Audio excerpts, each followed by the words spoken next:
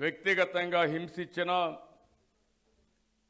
అవమానాలు పాలు చేసిన ఒక దేశభక్తుడుగా ఆయన చూపించిన చొరవ, ధైర్య సాహసాలు ఈ దేశంలో ఉండే ప్రతి ఒక్కరికి ఆదర్శమని మరొకసారి మీకు తెలియజేస్తున్నా.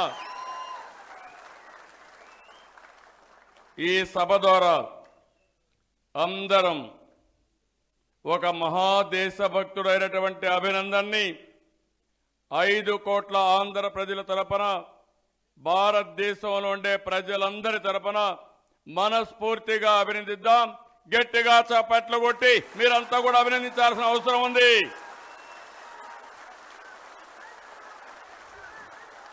అది దేశభక్తి అవునా కాదా?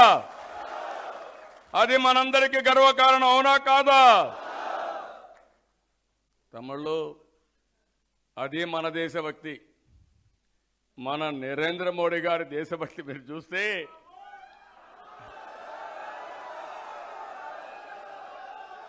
మనమందరం ఆనందంగా ఉన్నాం.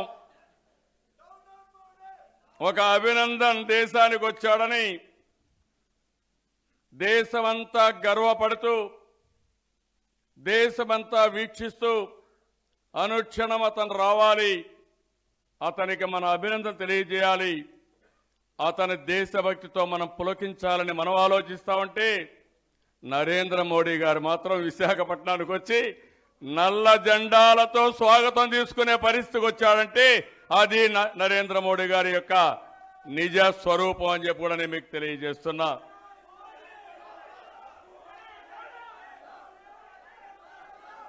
మన దేశభక్తిని ఎవరైనా శంకిస్తారా అని మిమ్మల్ని అడుగుతున్నా.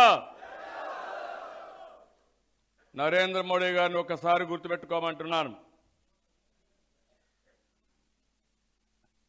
పుల్వామా సంఘటన జరిగింది, మన మనసు కలచివేసింది, బాధపడ్డాం. ఎవరైతే సైనికుల దాడిలో చనిపోయారో సంతాపాన్ని తెలియజేశాం.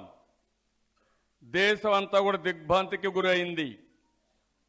అదే సమయంలో మనం ఇంకా ఒకసారి చూస్తే 5 లక్షల రూపాయలు మొట్టమొదటిసారిగా దేశంలో 40 మంది వీర జవాన్లకి ఎక్స్ గ్రేషియా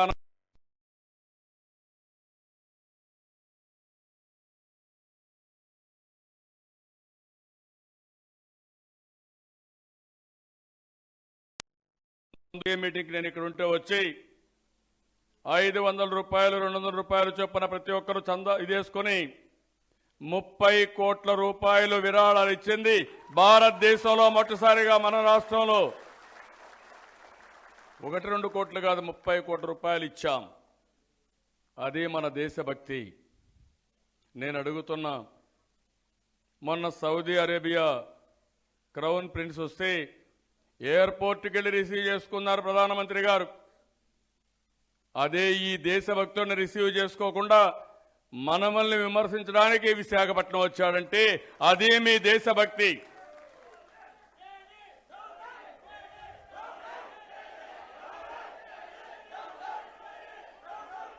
మీరు కానీ నేరుగా కానీ ఈరోజు ఈ యొక్క మీటింగ్ క్యాన్సిల్ చేసుకుని నేరుగా మీరు అక్కడికి వెళ్ళి ఆ దేశభక్తుని రిసీవ్ చేసుకుని ఉంటే ఈ దేశంలో దేశభక్తి ఉప్పొంగేది, దేశం గర్వపడేది. మీరట్ట కాకుండా అక్కడి నుంచి నేరుగా ఇక్కడికి వచ్చారు, మమ్మల్ని గురించి విమర్శిస్తున్నారు.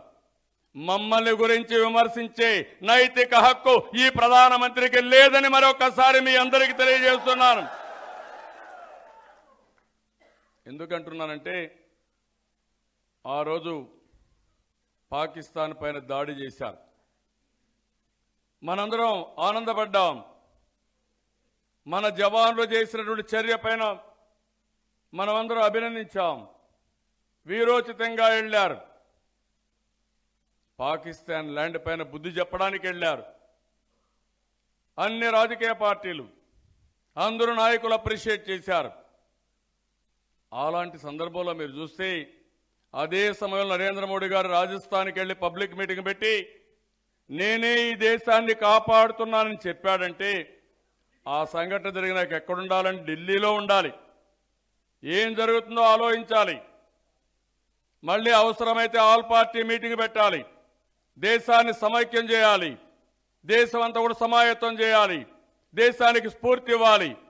అలాంటి వ్యక్తి దేశానికి స్ఫూర్తి ఇవ్వకుండా అక్కడ పోయి రాజకీయ మీటింగ్ పెట్టుకొని మనవల్ని విమర్శించిన ప్రధానమంత్రి మన దేశభక్తిని శంకిస్తున్నా అంటే ఏం చెప్పాలా నేను అడుగుతున్నా.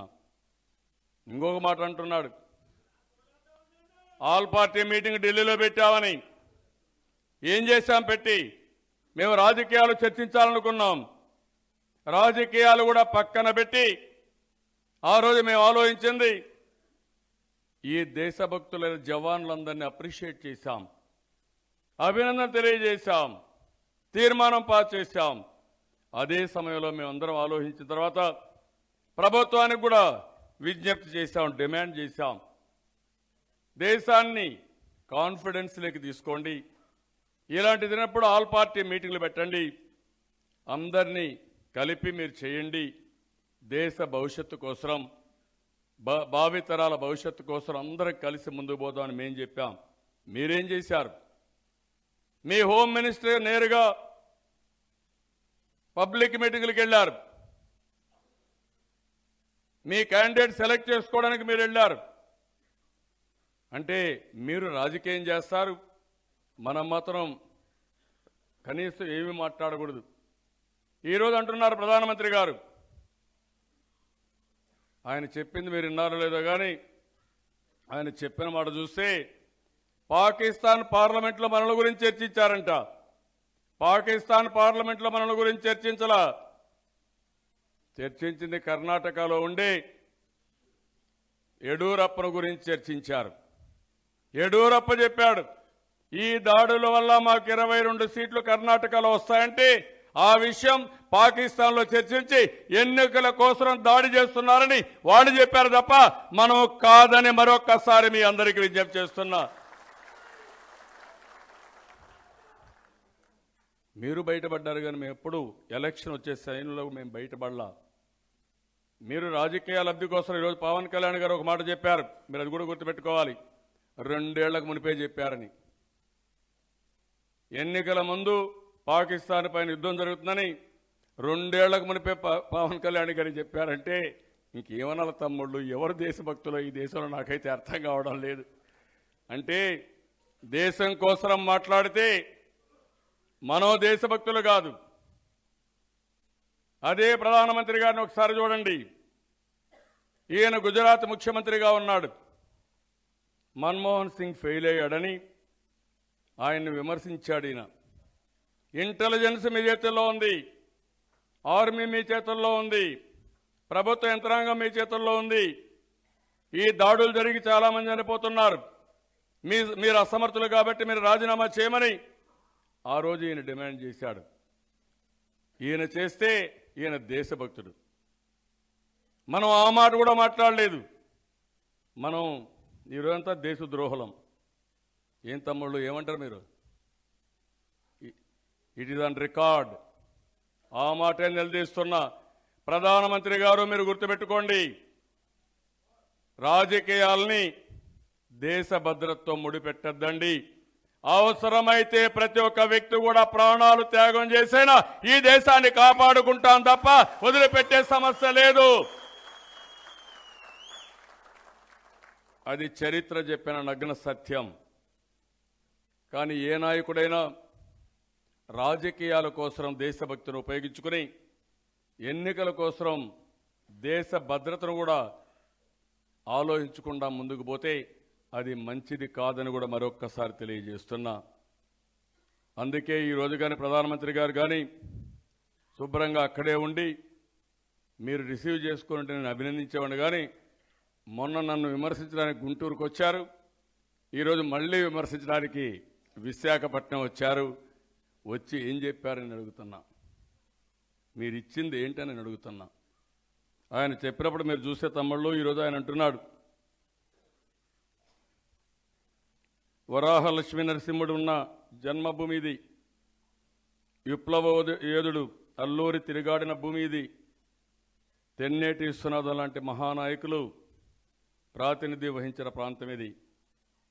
వాళ్ళ ఆత్మ ఘోషిస్తూ ఉంది. ఇప్పుడు అల్లూరి సీతారామరాజు పోరాడింది, ఆ రోజు వీరోచితంగా ముందుకు పోయింది. బ్రిటిష్ వాళ్ళు చేసిన అన్యాయానికి తిరగబడ్డాడు, మన్నెవ వీరుడిగా మిగిలిపోయాడు.